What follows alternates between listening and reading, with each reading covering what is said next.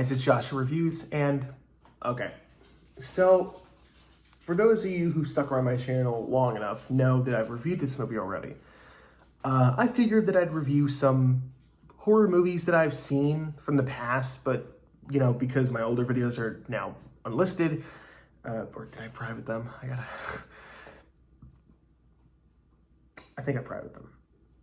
So, because I don't like my older reviews. They were really bad.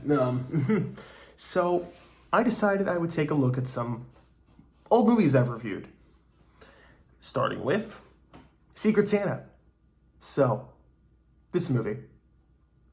This was an interesting one when I first saw it. Caught my eye immediately I saw the cover. Caught my eye when I saw Bloodbath and Beyond's review.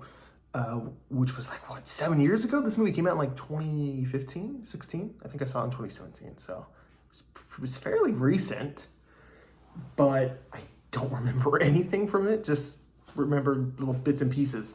So I had a desire to rewatch it, and plus it was a very old school grindhouse movie that was made in 2015 or 16, whenever, 2010s. So I immediately was like, yeah, this is my kind of movie. I love old grindhouse movies like this. Specifically, I don't know, I know it doesn't count as a grindhouse, but Black Christmas, I love the way that film is shot, and don't worry, we'll get to that film later this month. But yeah, I just love grindhouse, old, 80s, 90s, slasher type movies, especially around Christmas time. I think I've only seen Silent Night, what was it?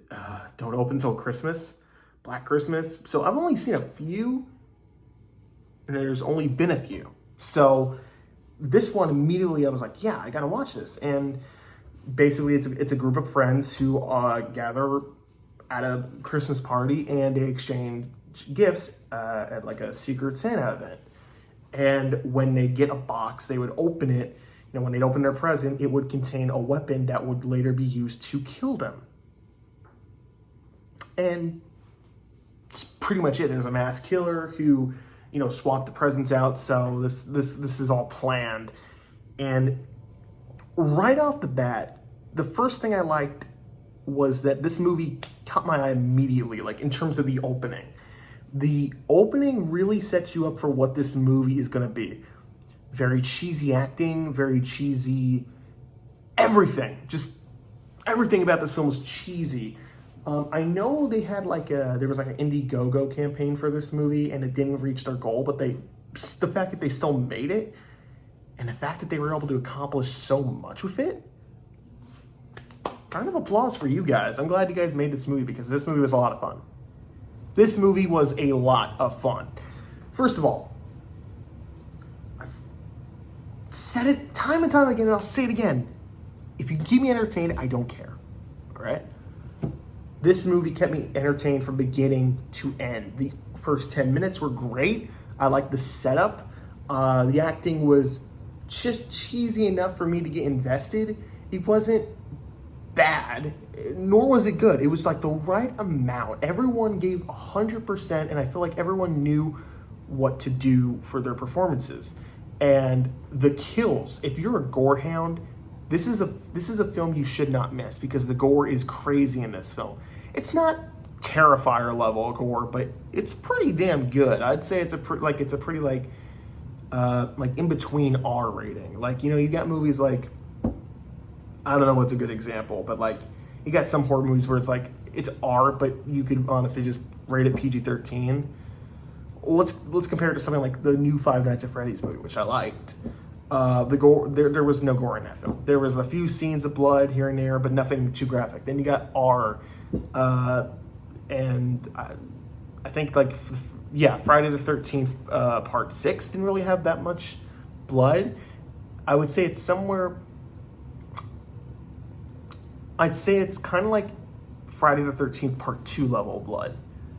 But the practical effects look really damn good in this film. I can't stress that enough. The effects looked really good in this film in terms of the practical effects and the blood.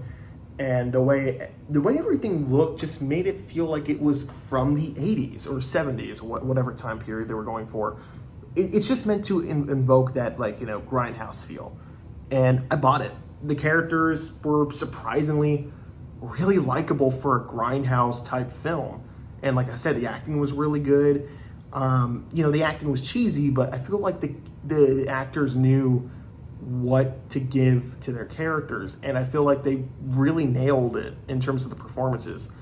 And because the characters were likable, they were able to do so much with, like, each one of their characters. Like, the main character especially, she's got an interesting, like, story and motive. She's well, this is before OnlyFans, but she basically, you know, she does like I don't know what you call it, like a live cam type thing where she, like, you know, she plays it for herself online for people to watch and make money.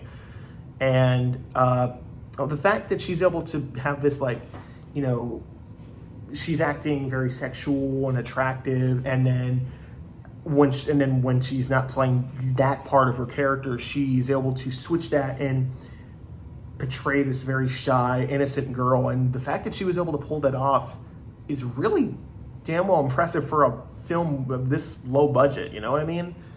And I feel like all the characters really work well off each other. There's one guy in particular that I forgot his name. Is it Larry? No, it's not Larry.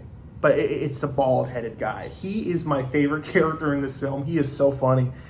There's a scene where there's a running gag in the beginning of this movie when he is like, oh, you should study for this test. And he's like, I'm not going to study. So he literally, like, for the next few weeks, he doesn't study.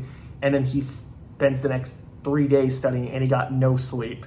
So he's, like, desperately trying to get sleep. And as he's walking past these three carolers, they annoy him so much with the bell. So he breaks the bell and he starts screaming, why did I destroy this bell? And I don't know, man. Something about the performance and the way he delivered the line made me laugh. And yeah, I really like the performances in this film, especially from him. And I'll give credit where credit's due. This movie got me in a Christmas spirit. So it automatically gets a plus for me on that. I will say this, though. It is another one of those films where not a lot progresses the story. It's one of those films where the characters just hang out. But, I've said before, if it's engaging or if you like the characters, then you really shouldn't have an issue with it. Similar to Hellfest, it's like the characters are pretty much doing nothing to move the plot forward. They're just going to attractions, you know, talking about stuff they want to do. It's very similar to what they do in this film. There's a lot of dialogue. Surprisingly, the kills, specifically when they start opening the presents, doesn't happen until 40 minutes into the film. And this movie is only an hour and 18 minutes. So that means the last 20 to 30 minutes, I think the killings start like about 50 minutes in, which is crazy to me, but somehow they managed to pull it off, because when I noticed how long we were into the film, I was like, wait, we're 50 minutes in and we haven't even got to the killing? That sounds so weird of me to say, but that shows you that I was entertained and that I wasn't even thinking about that. I was like, wow, I'm really invested in what's going on. The characters really do work well off each other. I can't stress that enough. And when the stuff does start happening, it's really fun to watch in terms of like all the practical effects and the way everything is well utilized.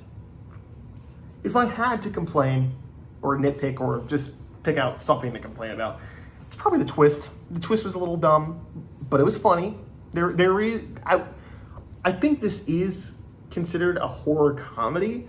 I don't know if I'd go there. I think it's just more cheesy, and that's where the comedy comes from. But nonetheless, there were a lot of comedic bits that I really found funny. So the twist was all right, not great. They don't really explain it that well. If you decide to watch it, you'll know what I mean. I won't spoil it because maybe you'll get a laugh out of it like I did. But it's just kind of something like, okay, they could have done better on that. But guys, I don't really have that much to complain about. So I'm going to go ahead and give this movie an A. Yeah. I got nothing.